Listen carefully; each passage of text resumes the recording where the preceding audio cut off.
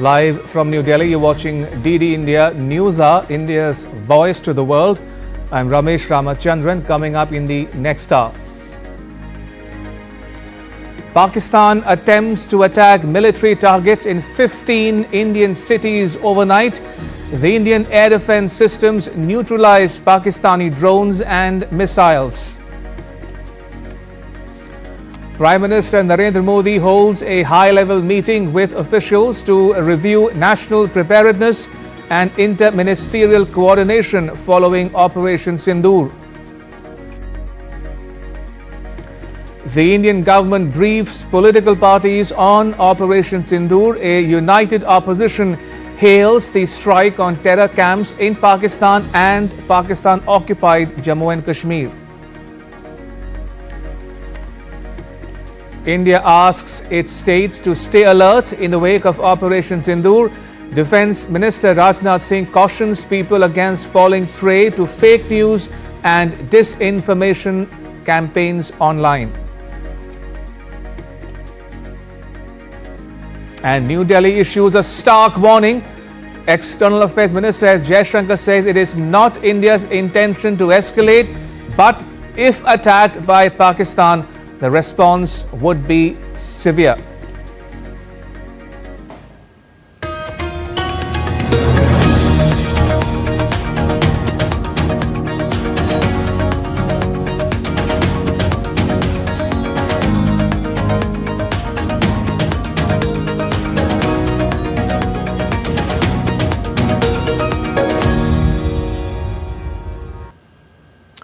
On the intervening night of 7th and 8th of May, Pakistan attempted to engage a number of military targets in northern and western India.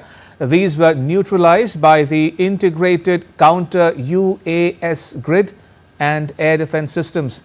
The debris of these attacks is now being recovered from a number of locations that prove the Pakistani attacks.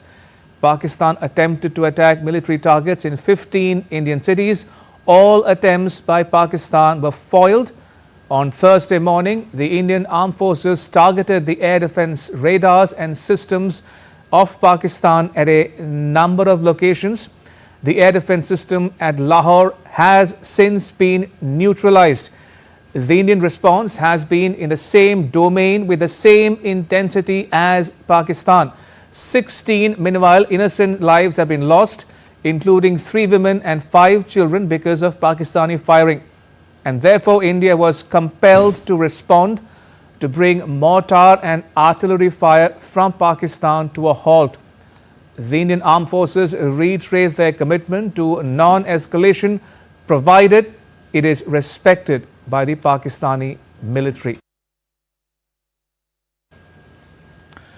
Right, joining me for more on this developing story is my colleague Akshay Dongre. Akshay, what did Pakistan attempt to do overnight?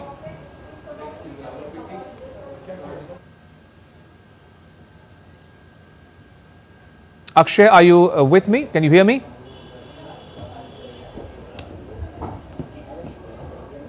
Right, we'll try to link up with Akshay in just a bit, but this is the news we are tracking here on DD India News Hour, that Pakistan attempted to engage military targets inside India along the line of control as well as the international border, targeting several areas in Jammu and Kashmir and adjoining states, and all those attempts were foiled.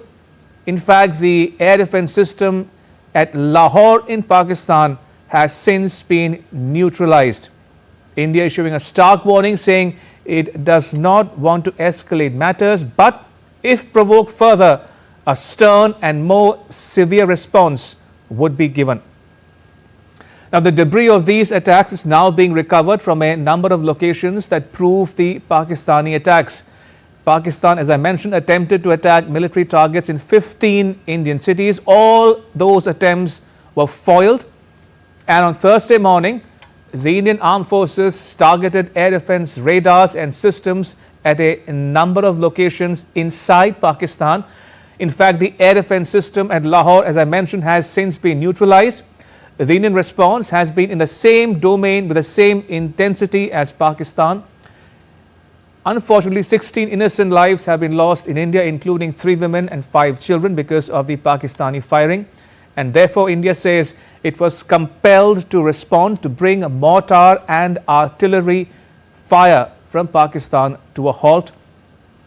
The Indian military reiterates its commitment to non-escalation, provided it is respected by the other side. Right, joining me is my colleague Akshay Dongri. Akshay, what did Pakistan attempt to do overnight? Well, clearly, Ramesh, and now that we are getting more information directly from officials in the Indian Army and the other Indian armed forces, what happened last night was a tragedy in the making. However, alert armed forces as well as our defense capabilities neutralized this threat. So last night, after being rattled with Operation Sindoor, Pakistan launched a massive air attack at 15 cities of India. Now these include cities from Uttarlai and Bhuj in Rajasthan to Avantipura, Srinagar, Chandigarh, Amritsar. So all of the areas that are of strategic importance were targeted. All of the border areas, border cities were targeted by Pakistani missiles and drones. However, they were captured. They were seen in radars and they were neutralized in the air itself. And that is why at the first light of dawn in the morning, the officials had started looking for the debris of these missiles and these drones that are now being recovered and sent to secure locations. So these were largely major missiles that were launched by Pakistan at 15 different Indian cities, and this was after after the press briefing by the Indian Armed Forces.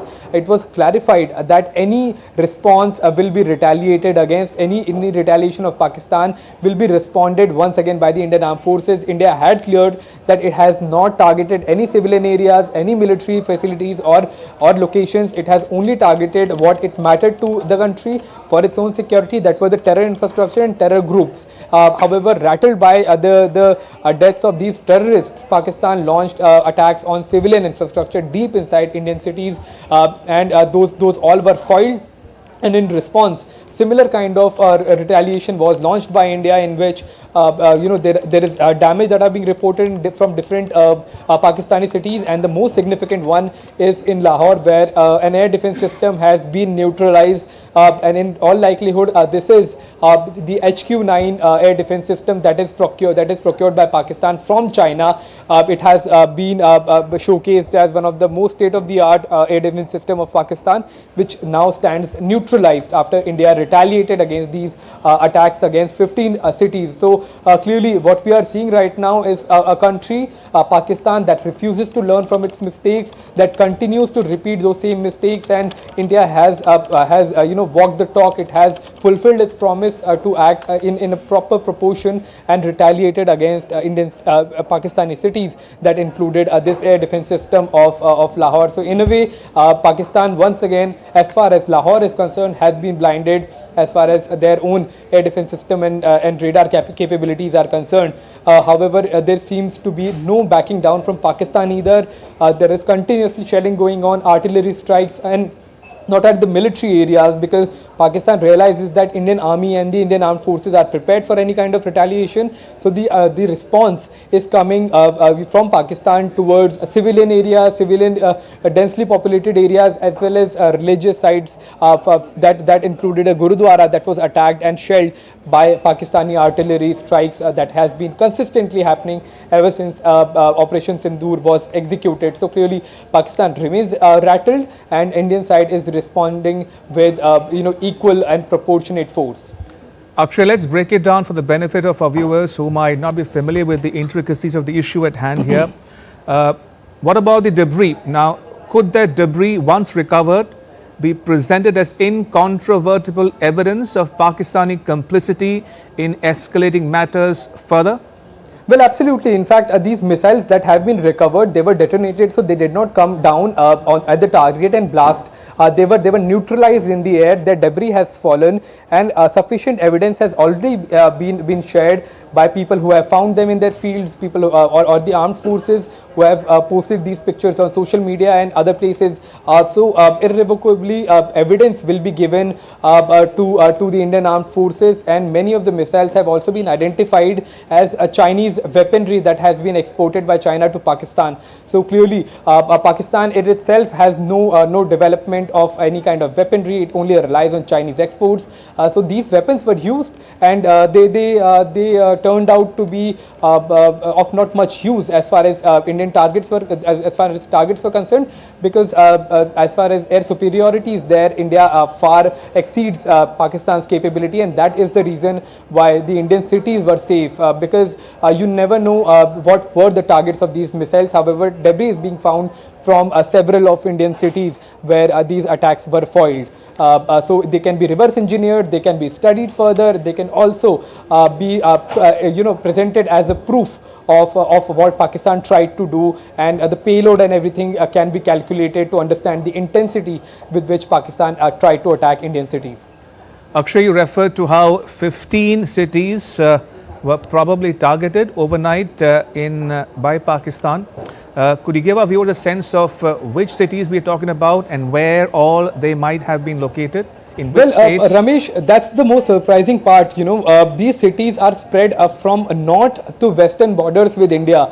So we are not talking about localized attacks. We are talking about wide range of attacks, because these include cities such as Chandigarh, which is a metropolis. We have cities like Amritsar, which is of great spiritual significance to Sikhs and Hindus of the country. The cities included Avantipura, Srinagar, and Jammu and Kashmir, Pathankot, Amritsar, Kapurthala, Jalandhar, Ludhiana. So Punjab was also majorly on radar for Pakistani attacks. Adampur, Bhatinda, Chandigarh, Nal, Falodi, Uttarlai is in Rajasthan, Bhuj.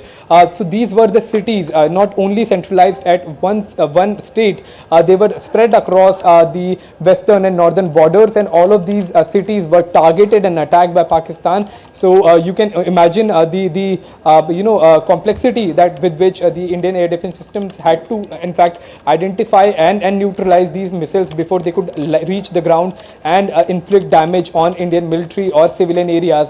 It's baffling the kind of response that came from Pakistan. However, the only relief in this entire thing is that every attempt by Pakistan is being foiled by active and alert Indian armed forces. Right, Akshay, do stay on. Let me quickly bring in our guest who is joining us on this broadcast to break it down for our viewers and explain to them in simple layman's term what exactly has happened overnight and what did India do to push those unprovoked firing and incidents across the LOC back and inflict more damage on Pakistan as we speak. Joining me is Lieutenant General Rajiv Chopra. General Chopra, welcome to this broadcast. First of all, give us a sense of, from a military perspective, what exactly happened overnight, what did Pakistan attempt to do, and how did India respond to this provocation? Jai Hind, viewers, pleasure to be in the show and to give my perspective.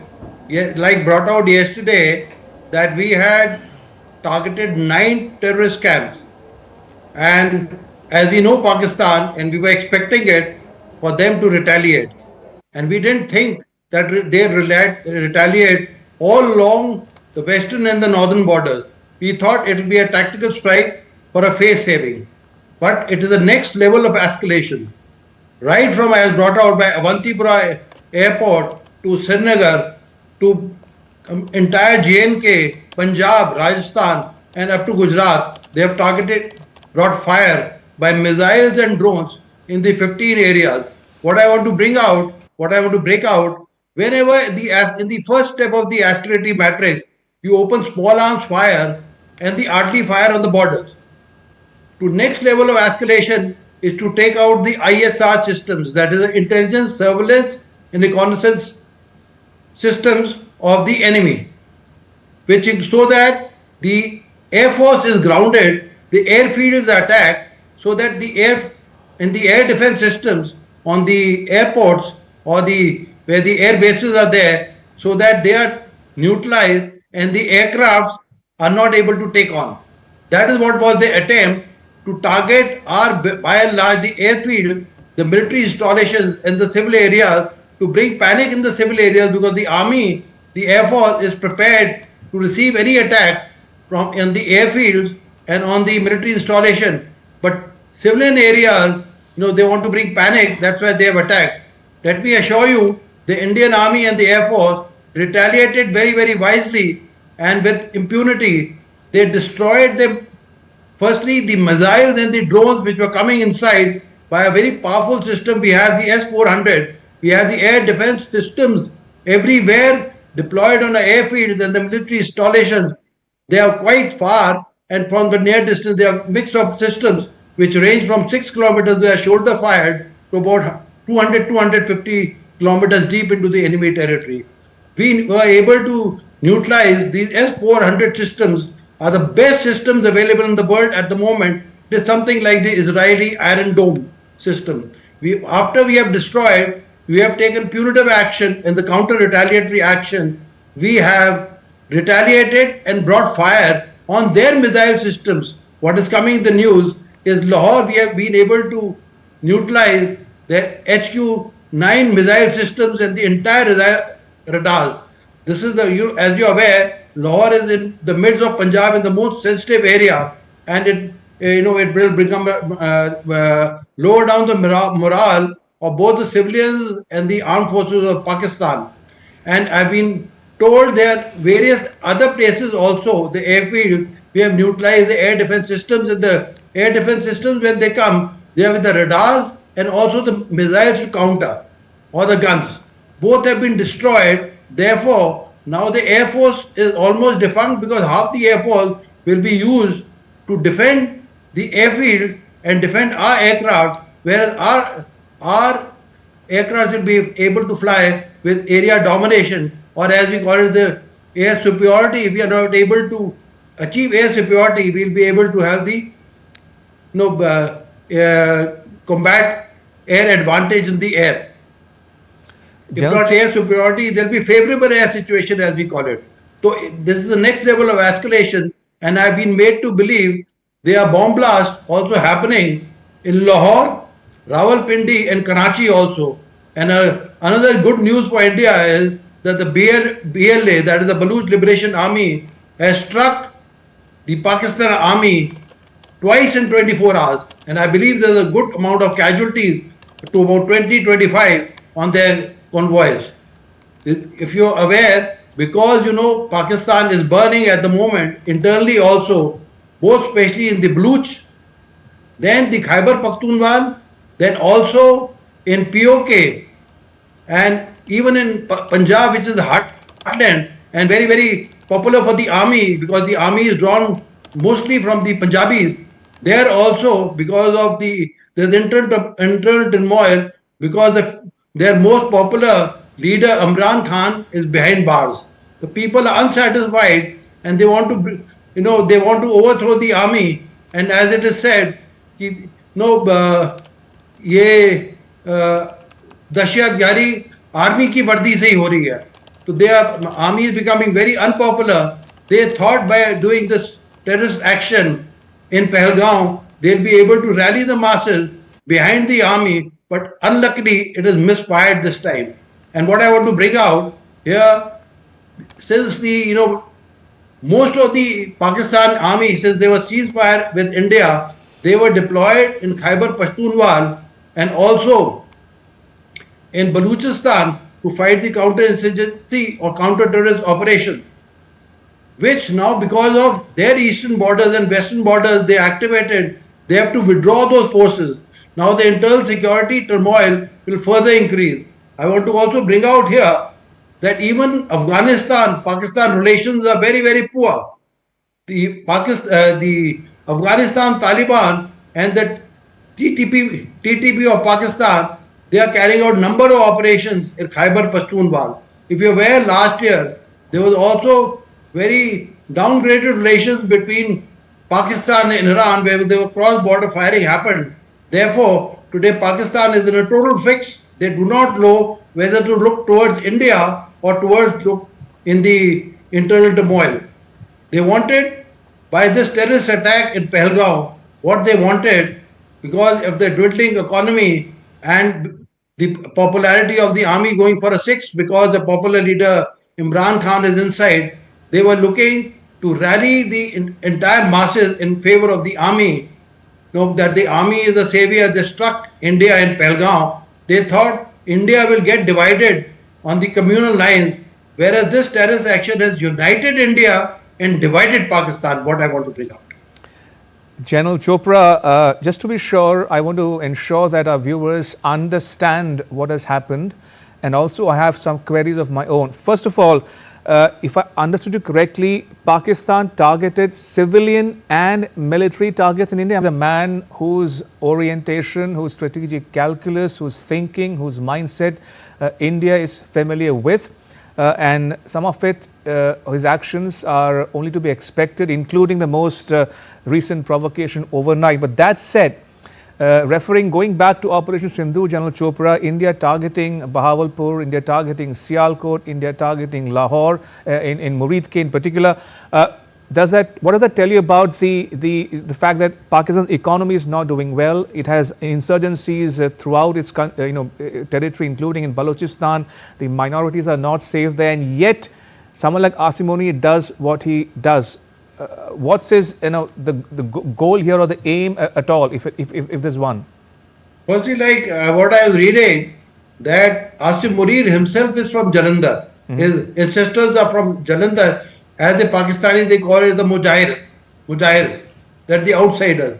Because he feels that he's the outsider, he wants to do something that he is taken by the public. I believe his education also from the madrasas, and he's quite a fundamentalist by nature. His ancestors also have been in the madrasas, or they have been in the mosque also. Therefore, he's quite a fundamentalist. And what I want to bring out, whenever the chips of Pakistan are down, both in terms of economy and internal turmoil, what the biggest card they have is the Kashmir card and the India card. They feel that the entire public will rally around, and Pakistan army can show that they are saviors of Pakistan. They can unite Pakistan and give a befitting response to Pakistan. But unluckily, this trick, this madness has failed this time. And now, I was reading that the Asim Munir feels that his nose has been cut. Uski izzat chali gayi hai. Therefore, it wants to do something out of the box which may save his seat and also bring the army into the fold of the people. I've been told that the Pakistani army is also a divided lot now. Firstly, though the bulk of the Paki army is drawn from Punjab, but they have people from Sindh, POK, Balochistan, Khyber Pakhtunkhwa, though it's in a minority, they as it is are divided. But Pakistan army, the Punjabis also for the first time have been divided because they are pro-democratic forces who favor Imran Khan, who's been quite a popular leader, versus the present government of Shehbaz Sharif, which is there. They feel that they voted for Imran Khan, but the puppet government has been put because the army wants to show a democratic face, but rule the entire Pakistan with an iron fist. Like it was also brought out as reading a very interesting quote, "ये जो दहशत खड़ती है, इसके पीछे बढ़ती है." That is the slogan in Pakistan. I repeat again, ये जो दहशत खड़ती है, इसके पीछे बढ़ती है.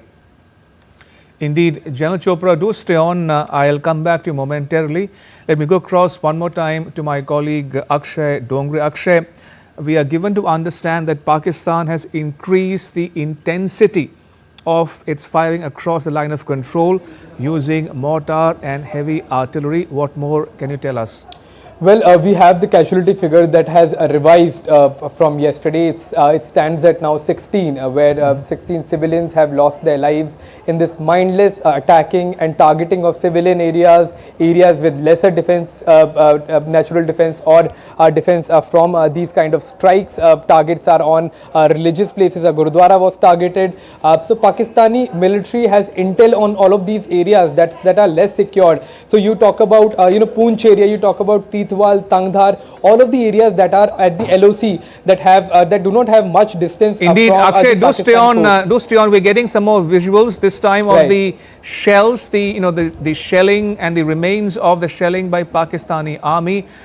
We can see visuals of soldiers, getting to the area, the affected area, and we can see the remnants of the Pakistani shelling as well. But do carry on speaking, Akshay, over these visuals as we speak. Well, the clearly the visuals that we are seeing also on the screen is of the weaponry, the kind of weapons that are being used by Pakistan. Now, these includes. Now, what we are seeing on our screen is leftovers of mortars that are launched on the residential areas, on military targets of India. So this is indiscriminate, mindless, and very, very cruel war crime. It is included in war crimes, the targeting of civilian areas deliberately, and that has been the tactics of Pakistan in any war and every war that it has fought with India, or even with even by sending its own terrorists to other countries such as Afghanistan for decades now. So this has been the modus operandi. If you cannot attack the military areas, if they are secured enough, then you go and attack the undefended civilian areas. So be it fields, be it houses, be it villages or schools, or even areas such as religious places such as gurudwaras or temples, they are being pinpointed, they are being targeted because many a times Pakistani army, like it itself does, they take refuge in schools or they take refuge in densely populated areas to launch attack on other countries, and that is the ideology behind targeting of the schools, besides trying to increase a maximum amount of damage to civilian areas and civilian population. So clearly a very, very cruel tactic. So it seems that Pakistan has refused to back down as far as its own tactics are concerned. It launched attacks on 15 cities, which could have resulted in high casualty of civilians as well if it would have been successful. So what we are seeing right now is a response by the Indian Armed Forces against this nefarious design of Pakistan. And it's not just the Pakistani army or armed forces included in this, it's the intelligence of Pakistan, it's the government of Pakistan, and honestly the entire ecosystem is in fact involved as far as killing of first tourists are concerned, Pahalgam, and now attacking, deliberate attacking of civilian areas that Pakistani army is doing, because they have failed yesterday. What we saw, the kind of attacks that were launched by Pakistan, all of their missiles failed to land, and none of their missiles actually reached the ground before being destroyed in the air itself. Then the Indian side have destroyed their air defense system, practically making Lahore blind to any kind of attacks from India. And so this is in fact a retaliation to this embarrassment that has been inflicted upon Pakistan by the Indian Armed Forces. And this is a deliberate and only attempt by Pakistan to save face or to inflict more damage in India by targeting and identifying, targeting and killing of civilians by indiscriminate shelling, firing and artillery usage. Akshay, just so our viewers understand certain things better, how significant is India neutralizing the Pakistani air defense system in Lahore? In other words, for the benefit of our viewers, what is an air defense system all about, and the downing of their system in Lahore, what is its significance? Well, let's start with the air defense systems. First of all, Ramesh, it's a system, it's a military system usually deployed in different areas.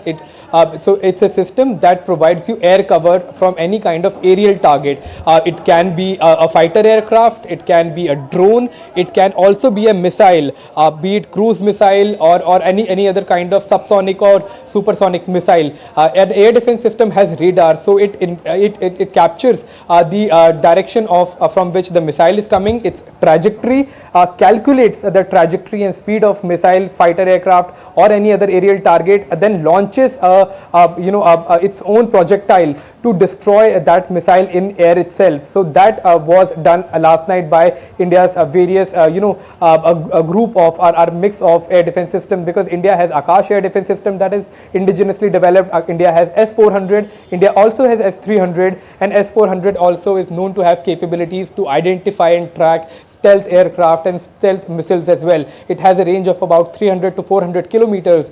So if activated properly and if the target is set to that radius and circumference, it can identify any projectile coming towards that particular area where the air defense system is located and destroy it in air by simultaneously targeting several aerial targets. So that was done last night, and in fact the scale at which it was done, it was clearly done as Hamas has done to overwhelm the air defense system of the country, like it happened before 7th October attack. So that is exactly what Pakistan tried to do. It did not launch attack at one place because it realized that the northern borders could be more secure. So it launched the attacks on northern borders, but it also launched the attack on western borders, which included Bhuj and Uttarlai. Now Uttarlai has an air base. Bhuj also has military installations. So all the military installations along the line of control and the international border were targeted. It is surprising. It is in fact unprecedented that Indian side identified and neutralized all of these targets on 15 cities. If they would have been successful, then we could have expected massive damage to our military installation, to lives of our personnel, to the lives of civilians who are working there, and billions of dollars of loss to the Indian military, which would have in a way disabled it from retaliating any further. But the preparations were such that along the borders of Pakistan, the air defense systems were activated. Not even a single kilometer was left undetected, or there was no blind spots in this entire area, and that is why all of these attacks were neutralized in air itself. And now in different fields and jungles and areas, in even civilian areas, remnants of these missiles, most of them being Pakistani Chinese missiles, being found and being collected and being given to be sent to safer locations. To make our viewers understand, it is like a missile coming your way and a counter missile launched by your location to blast that missile in air itself. It could be a missile, it could be a fighter aircraft, it could be an unarmed vehicle, aerial vehicle, it can be a fighter drone, it can be an unarmed surveillance drone. So any kind of projectile coming that is hostile is neutralized in air itself before it could land, or it could complete its task, such as a fighter aircraft coming to bomb, or a bomber aircraft coming to bomb a civilian area. So that is why significance of air defense system is extremely massive in modern warfare. We have heard about Iron Dome of Israel. That is also an air defense system. US has its own Patriot missiles air defense system. India has S-400 that it bought from Russia, but it also has its own indigenous air defense system, which it is trying to perfect and increase the range of. We are in this war, we are seeing usage of truly modern equipment of warfare that is being utilized to counter each other's attacks. So when we talk about this cowardly attack that was done by Pakistan, it was neutralized, and thank God it was neutralized, because otherwise if it would have landed, it would have caused massive casualties as well as losses and destruction for the Indian side. Akshay, stay on. I'll come back to you in just a bit, but if I may bring back General Chopra back in the discussion. General Chopra, we saw those visuals of the empty shell casings fired by Pakistan overnight, and they are being collected as we speak. We also given to understand that the debris of the drones and missiles fired by Pakistan overnight are being collected as well, as further proof of Pakistan's complicity and decision to escalate matters further. Your thoughts on the importance of the debris in this case, and what it might mean for building a case against Pakistan's attitude or disposition, currently speaking? Can I first cover the little of the air defense for a minute in a short span? Sure. Once the Indo-Pakistan border, whether it be the LC, the working boundary, or the LC, or the IB, is quite long, is over 3,000 kilometers. Mm-hmm. Firstly is the surveillance. The entire area is covered by surveillance radars, which may be airborne or ground-based, or they may be helicopters, or it may be aerostat, or it may be surveillance drones. Therefore, like brought out by the speaker, that the entire border is covered, there is no gap between them, though it's very difficult. And 24/7, 30 days or 365 days, these radars have to be functional. The equipment fatigue is there. They're very heavy on the fuel oil lubricants. They are supposed to detect the enemy missiles, drones, even the arty shells or the aircraft which are coming. Once they detect, they acquire the target. And once they acquire the target, they home on to it, and then it is given to the mix of systems which we have. First is the aircraft, then is the drones now, then there are missile systems to include S-400 and the indigenous missile. Then also they are gun systems like Zu-25 and L-70 systems. So there's a mix of gun, missile, aircraft, drone and helicopter systems which are there. So by and large, we are on high alert and we've been able to detect. That was the first thing. Sure. Now, since this, even the Iron Dome of Israel, which was supposed to be foolproof, was penetrated.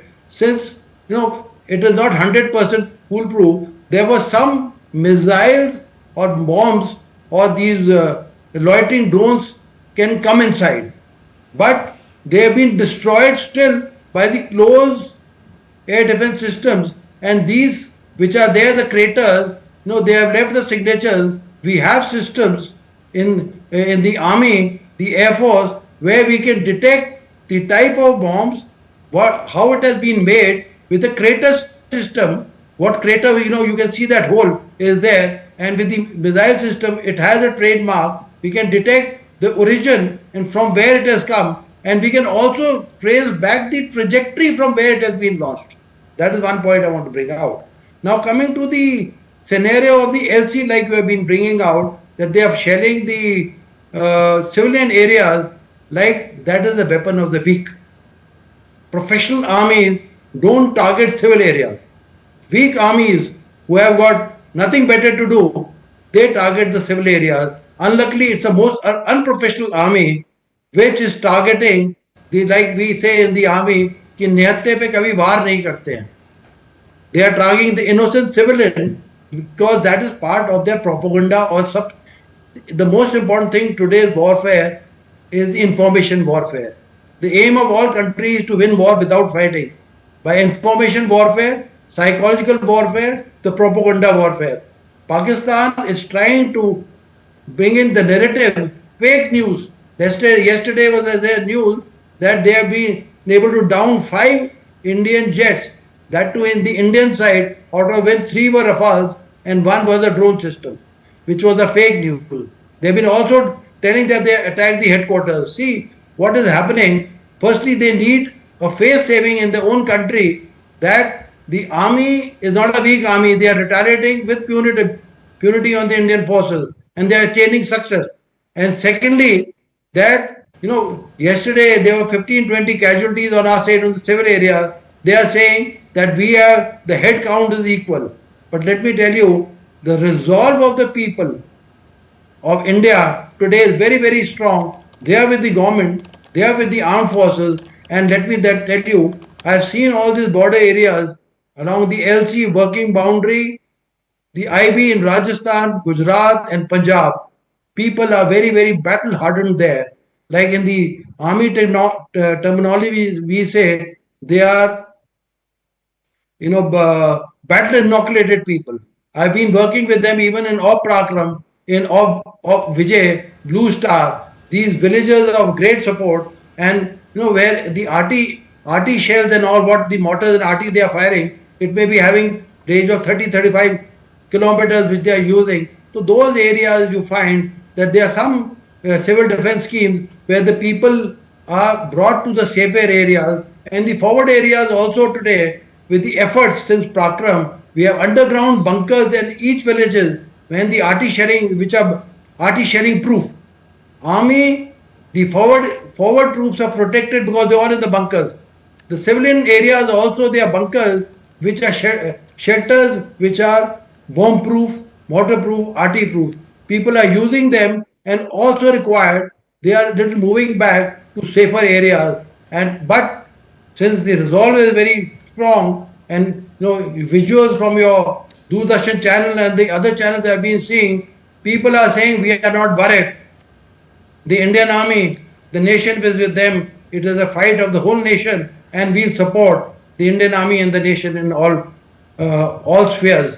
let me tell you, the morale of the civilians in the army, the armed forces, very, very high, and we will give them a befitting reply so that they will never, we'll establish a deterrence once and for all with them. Indeed, General Chopra, in the limited time that we have with you on this broadcast, I want to go back to the point you were trying to make earlier on in one of your interventions. You spoke about how the Pakistani army is a divided lot. What did you mean by that? Were you referring to the possibility of a mutiny or Asim Munir being ousted? I mean, is that what you were trying to say there? Firstly, they have overthrown the popular government of Imran Khan. There were a lot of supporters of Imran Khan within the army also, because he also he's a Pathani. And he was quite a popular leader being a cricketer.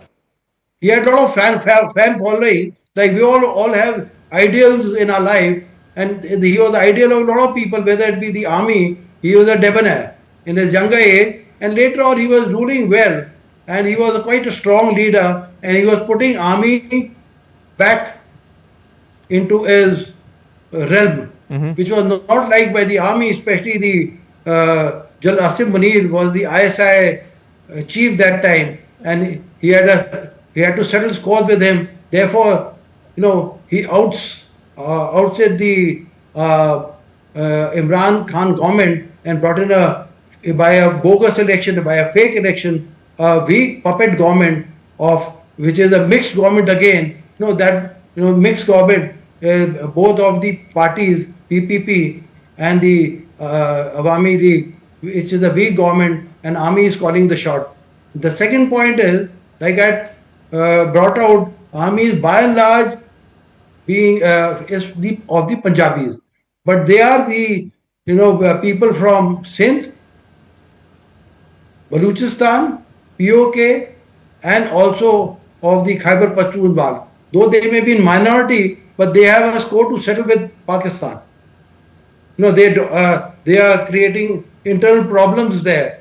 And thirdly, like I brought out, the Punjabi is also a divided lot. There are a lot of loyalties for pro-democratic forces of Imran Khan plus the army. Therefore, and especially now, with the, like I brought out again, I read out, ये जो दहशतगर्दी है उसके पीछे वर्दी है. That is the feeling the people have. Even the army people feel that the senior lot, they are not leading from the front. They are just doing corruption, trying to manage their own fiefdoms and doing something. And with the Indus water not also going there. Sometimes we are leaving, sometimes we are controlling the water. The Pakistani masses feel that whatever the terror attacks which have been doing are producing counterproductive for the nation. And like they brought out, it is the army jihad which is happening, not the people's jihad. All these conditions which are being created may now, with the India, having punitive strikes on the jihadi camps, like there are 21 of them, we targeted 9, and God willing, if the escalation takes place, we may target the others also. And like the operations, like you are saying, we are going on. We have brought in the missile batteries in Lahore and their bomb blasts, internal security situations there. The time is not far away, and it's quite right that there will be a mutiny between the people and also in the army to overthrow Asim Munir. Something like what happened in Syria. The people, they had to leave, the leaders had to leave. The similar situation may come up if we keep pressing the accelerator or the tightening the noose with the kind of leadership we have today, the political will. We can start, it can be a beginning to an end of the jihadi factory and also of the rule of the army. They'll see a reason and come to a negotiation table so that they also live in peace and we also live in peace. And there's a permanent deterrence established along our western borders with Pakistan. Indeed, General Chopra, as you say, General Asim Munir's future is in doubt given a series of miscalculations and misadventures going back several years, in fact. We leave it at that, General Chopra. Thank you for joining us. Lieutenant General Rajiv Chopra there talking about the unprovoked firing and the Pakistani attempts to engage civilian and military targets in India overnight, and all those attempts have since been foiled, and India warning Pakistan that if provoked further, India will give a more befitting and more severe response going forward. General, thank you for joining us. Appreciate it. Thank you. In other news, Prime Minister Modi chaired a high-level meeting with the secretaries of various ministries and departments of the Government of India to review national preparedness and interministerial coordination in light of recent developments concerning national security. The Prime Minister stressed the need for seamless coordination among ministries and agencies to uphold operational continuity and institutional resilience. He reviewed the planning and preparation by ministries to deal with the current situation. The secretaries have been directed to undertake a comprehensive review of their respective ministries' operations and to ensure foolproof functioning of essential systems with a special focus on readiness, emergency response and internal communication protocols. All ministries have identified their actionable in relation to the conflict and are strengthening their processes. The ministries are ready to deal with all kinds of emerging situations. The Prime Minister called for continued alertness, institutional synergy and clear communication as the nation navigates a sensitive period. And the government also convened an all-party meeting for a briefing on Operation Sindoor in Parliament. During the meeting, chaired by Defence Minister Rajnath Singh, the leaders were briefed by the government on the operation. Ministers Amit Shah, S. Jaishankar, J.P. Nadda and Nirmala Sitharaman represented the government, while Rahul Gandhi and Mallikarjun Kharge from the Congress attended the meeting, among other political party leaders. The leaders, cutting across party lines, lauded Operation Sindoor and expressed pride in the armed forces' action against the terrorists. सारे political leaders ने maturity दिखाया है। ऐसे वक्त में जब देश एक बहुत बड़ी चुनौती को हाथ में ले करके काम कर रहे हैं, तो इसमें राजनीति का कोई जगह नहीं है। ये हमारे पूरे पॉलिटिकल पार्टीज ने दर्शाया है और सब लीडर्स ने एक मत से हमारे सेनाओं ने जो कार्रवाई की है ऑपरेशन सिंदूर को लेकर के पूरे बधाई भी दिया और गौरव का एहसास सबको हुआ है और सबने एक जुट में कहा है कि सरकार का हर निर्णय को साथ देंगे, सेना के हर कार्रवाई को साथ देंगे और कोई इसमें विरोधाभास नहीं है। In the wake of the Indian Armed Forces' successful Operation Sindoor, the government's fact-checking agency has urged citizens to trust only credible sources and cautioned against forwarding or sharing unverified claims.